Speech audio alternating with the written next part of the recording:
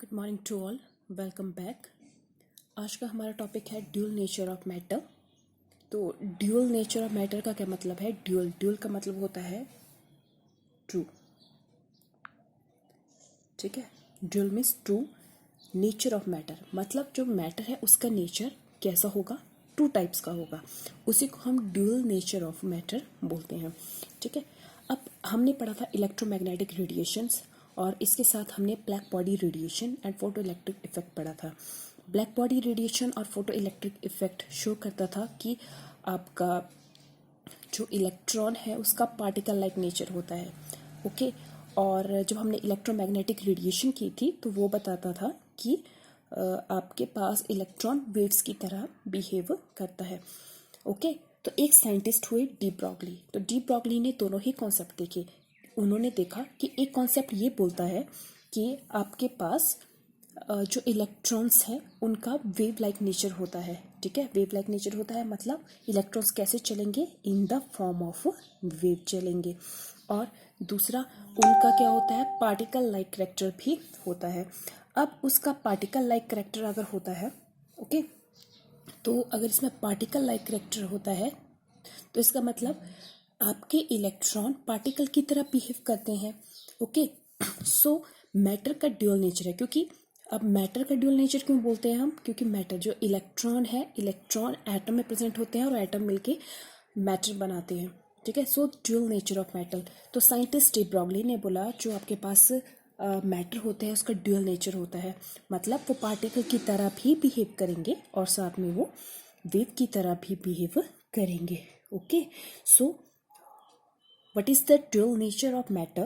All material particle in motion possess wave characteristics, ठीक है। तो जितने भी मटेरियल पार्टिकल है, तो ऑल मटेरियल पार्टिकल, तो जितने भी आपके पास मटेरियल पार्टिकल है, मटेरियल पार्टिकल में आपके पास एटम हो सकते हैं, इलेक्ट्रॉन हो सकते हैं, प्रोटॉन हो सकते हैं, न्यूट्रॉन हो सकते हैं, ओके, मॉलिक्यूल्स हो सकते हैं, बिकॉज ये सारी चीज़ें आपकी मैटर बनाती है, ओके। तो so all the material particle जो या तो एटम है, इलेक्ट्रॉन है, प्रोटॉन है, न्यूट्रॉन है, मॉलिक्यूल है, उनके पास दो नेचर होते हैं। फर्स्ट नेचर इज द वो वेव की तरह बिहेव करेंगे और एक वो पार्टिकल की तरह बिहेव करेंगे, ठीक है। कैसे पता चलेगा कि वो वेव की तरह बिहेव कर रहे हैं? तो वो वेव की फॉर्म में चलेंगे लाइक दिस। और अगर वो वेव की फॉर्म में चल रहे हैं, दिस मीन्स उसमें क्या आएगा, कुछ क्रेस्ट आएगी, कुछ ट्रफ आएगा, ठीक है। और मैंने आपको बताया था यहाँ से लेकर यहाँ जो डिस्टेंस होता है, ओके, इसको हम लैम्डा से शो करते हैं। वैसे ही दो ट्रफ के बीच में जो डिस्टेंस आती है उसको हम लैम्डा मीन्स वेवलेंथ, उसको हम वेवलेंथ की फॉर्म में शो करते हैं और इसी को हम बोलते हैं dual nature of matter, okay. अब इसके लिए डी ब्रॉगली ने एक इक्वेशन बताई, ठीक है। उसने क्या किया, इक्वेशन को बताने के लिए उसने क्या किया, सबसे पहले उसने प्लैंक्स की थ्योरी ली। जैसे मैंने आपको कल प्लैंक्स की थ्योरी के बारे में बताया था कि प्लैंक्स क्या बोलता है, प्लैंक्स बोलता है कि कोई भी ऑब्जेक्ट रेडिएशन को या तो एब्सॉर्ब करेगा या तो एमिट करेगा, ठीक है। तो कंटिन्यूसली नहीं करता है, कैसे करता है, डिसकंटिन्यूसली करता है। और उसने एनर्जी के लिए कॉन्सेप्ट दिया था, that concept is E is equal to H nu. E is energy, H is Planck's constant and nu is a frequency। तो आपने लिखना है इस तरह से, according to Planck's theory E is equal to H nu, ठीक है। और दूसरा उसने बोला अकॉर्डिंग टू आइंस्टीन। अब उसने दूसरे आइंस्टीन की थ्योरी लगाई। आपको पता है आइंस्टीन ने क्या बोलता है, energy is equal to mc²।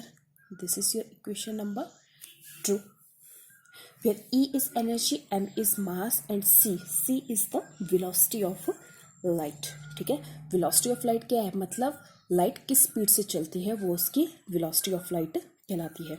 अब equation number 1 and equation number 2 में E सिमिलर है, ठीक है।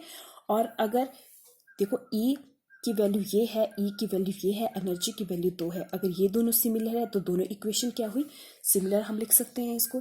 तो हमारे पास क्या बन जाएगा, that is H nu is equal to mc²। This is your equation number 3। ठीक है, अब आपके पास सी क्या थी? सी मैंने आपको बताया था, c is the velocity of light. C is the velocity of light, और वेलोसिटी ऑफ लाइट किसके बराबर होती है? It is a wavelength into frequency. ठीक है, वेवलेंथ इनटू फ्रीक्वेंसी। अब देखो यहाँ पे सी की वैल्यू ये है। ठीक है, और अगर हम न्यू की वैल्यू निकालें तो न्यू क्या आ जाएगा? Nu is equal to C upon lambda. Okay, अब इस वैल्यू को हम यहाँ पुट कर सकते हैं। तो इक्वेशन नंबर 3 क्या बन जाएगी? H into C lambda is equal to M C square.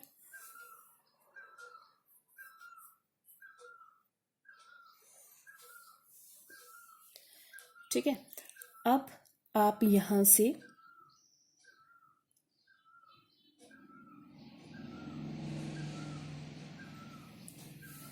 हम यहाँ क्या कर सकते हैं? यहाँ सी है, यहाँ सी है, इस सी को आप नीचे ले जाइए तो क्या बच जाएगा?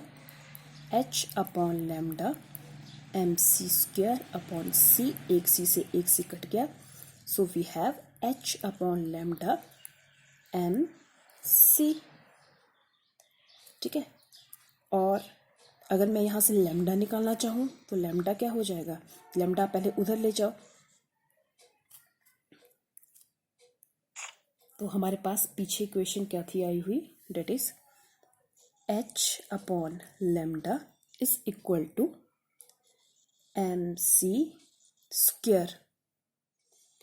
Okay, now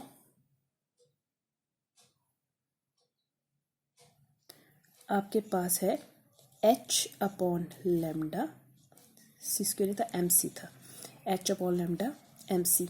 this is your equation. ये हमारे पास इक्वेशन थी, और मैंने आपको बताया लैम्डा निकालना है आपने, तो एच लैम्डा उधर चला गया, तो एम सी लैम्डा, तो लैम्डा निकाल लीजिए। Lambda is equal to H upon M C.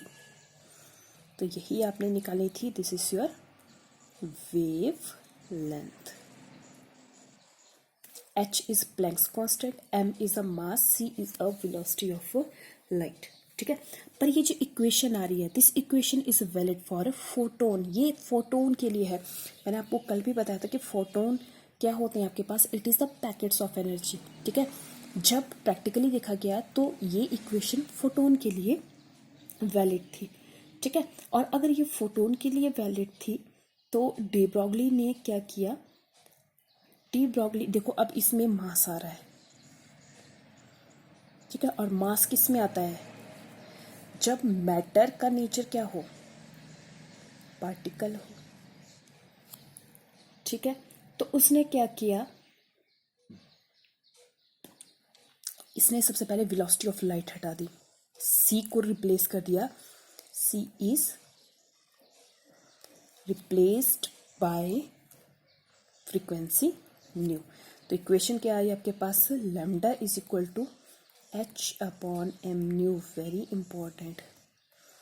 ठीक है, ये this is your de Broglie equation. ठीक है, फॉर अ मटेरियल पार्टिकल। ये मटेरियल पार्टिकल के लिए है, ये फोटोन के लिए थी।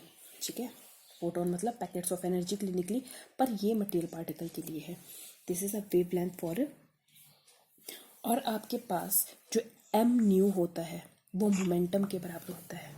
ठीक है, M nu directly proportion to momentum. Momentum होता है P.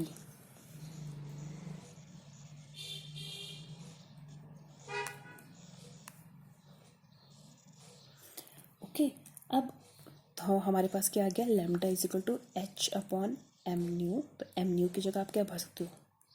P. Lambda is equal to H upon P. This is your equation. ठीक है,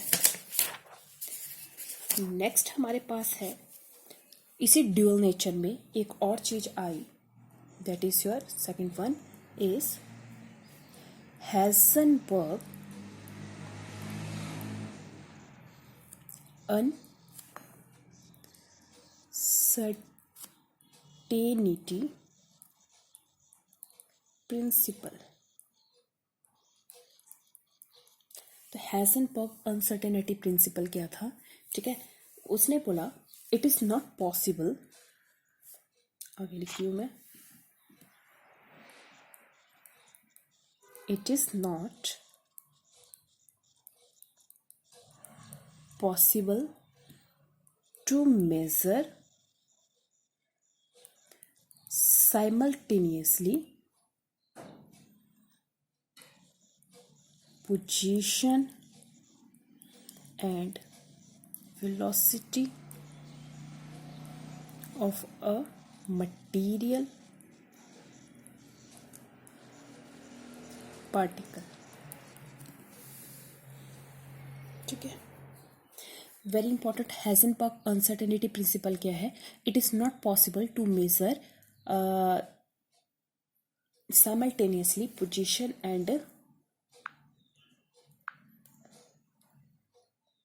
and velocity of the material particle। अगर आपके पास कोई मटेरियल पार्टिकल्स हैं, ठीक है, तो आप उसकी दोनों ही चीज़ों को कैलकुलेट नहीं कर सकते हैं। ठीक है, अगर आपके पास कोई मटेरियल पार्टिकल है, जैसे सपोज करो आपके पास कोई इलेक्ट्रॉन है, हमेशा मटेरियल पार्टिकल से electron, proton, neutron, atom, molecules, compounds, whatever you have, तो ये सारे मटेरियल पार्टिकल्स होते हैं। तो फॉर एग्जांपल अगर आपके पास, देखो आपको क्या बोल रहा है, आपने किसी भी चीज़ की पोजीशन एंड वेलोसिटी वो एक साथ निकालनी है। ठीक है, तो पोजीशन और वेलोसिटी आप एक साथ कैसे निकालोगे? एक बस है, बस अगर बस स्टैंड के पास खड़ी है, ठीक है, सपोज करो आपके पास एक बस है और बस आपकी बस स्टैंड में खड़ी है। थोड़ी देर के बाद ये चलना शुरू हुई। ठीक है, देखो जब ये चल रही है तो चलते वक्त इसकी क्या होगी? वेलोसिटी होगी। वैसे सॉरी, बस की वेलोसिटी नहीं होती, पर जस्ट समझो जब बस चल रही है तो इसकी क्या होगी? वेलोसिटी होगी। ओके, ठीक है, सपोज कीजिए जैसे ये आपकी बस चल रही है, ठीक है, ये बस स्टैंड पे खड़ी थी, अभी इसने थोड़ी देर के बाद चलना शुरू कर दिया। जब इसने चलना शुरू कर दिया, ठीक है, तो आप इसकी क्या नाप सकते हो? वेलोसिटी नाप सकते हो कि मतलब इसने कितने टाइम में डिस्टेंस कवर की। जैसे सपोज यहाँ से यहाँ तक जाने में इसको लग रहा है 15 मिनट। ठीक है, 15 मिनट, और 15 मिनट में ये 3 किलोमीटर चल रही है, तो ये तो आ गई इसकी वेलोसिटी। ठीक है, अब देखो, पर जब बस चल रही थी तो आपने इसकी वेलोसिटी तो नाप ली, पर क्या आपने इसकी पोजीशन नाप पाए? ठीक है, जैसे सपोज करो पहले ये यहाँ थी, बस स्टैंड में थी, तो इसकी पोजीशन क्या थी कि ये बस स्टैंड में है। थोड़ी देर के बाद ये चलना शुरू हुई, जब तक आप इसको बोलोगे कि ये पर्टिकुलर इस जगह पे पहुंची। ठीक है, थोड़ी देर के बाद, ठीक है, ये यहाँ पहुंच गई होगी, ये थोड़ी देर के बाद ये यहाँ पहुंच गई होगी, थोड़ी देर के बाद ये यहाँ पहुंच गई होगी। मतलब आप एक टाइम पे सिर्फ एक ही चीज़ इसमें कैलकुलेट कर सकते हो, या तो आप इसकी वेलोसिटी ही निकाल सकते हो या तो आप इसकी पोजीशन ही निकाल सकते हो। ठीक है, और जैसे सपोज करो अब यहाँ पे बस खड़ी हो गई, तो आप इसकी पोजीशन बता सकते हो कि ये बस है आपकी, ठीक है, ये पर्टिकुलर बस है आपकी सुलह में खड़ गई है। अब इसकी पोजीशन बता दें कि सुलह में, पर आप जब खड़ी हुई बस की वेलोसिटी बताओ। जब बस चल ही नहीं रही है तो आप इसकी वेलोसिटी कैसे बता सकते हो कि ये कितना किलोमीटर पर टाइम पे कहीं जा रही है? तो उसी को हम क्या बोलते हैं? पोजीशन और इसकी वेलोसिटी। तो यही हेज़नबर्ग ने कहा कि it is not possible to measure simultaneously both position and momentum और velocity of a microscopic particle with the absolute accuracy. ठीक है, और उसके लिए उसने एक इक्वेशन दी, that is equation is a delta x multiply by delta p greater than equal to H upon 4 pi. ठीक है, delta x into delta p greater than equal to H upon 4 pi. और delta x क्या होता है? Delta x is uncertainty in position, delta P uncertainty in momentum. Okay, और delta x आपके पास क्या है? पोजीशन। मतलब अगर आपको पोजीशन पता है तो आपको मोमेंटम या वेलोसिटी पता नहीं होगी, और अगर वेलोसिटी पता है तो पोजीशन पता नहीं होगी। अगर ये पता है तो ये पता नहीं होगा, और अगर ये पता है तो ये पता नहीं होगा। इसी को बोलते हैं हम हेज़नबर्ग अनसर्टेनिटी प्रिंसिपल। ठीक है, सो हेज़नबर्ग अनसर्टेनिटी प्रिंसिपल के बाद आपके पास आती है ऑर्बिटल एंड ऑर्बिट के बीच में difference, what is the difference between orbital and orbit, next session में करेंगे। Thank you.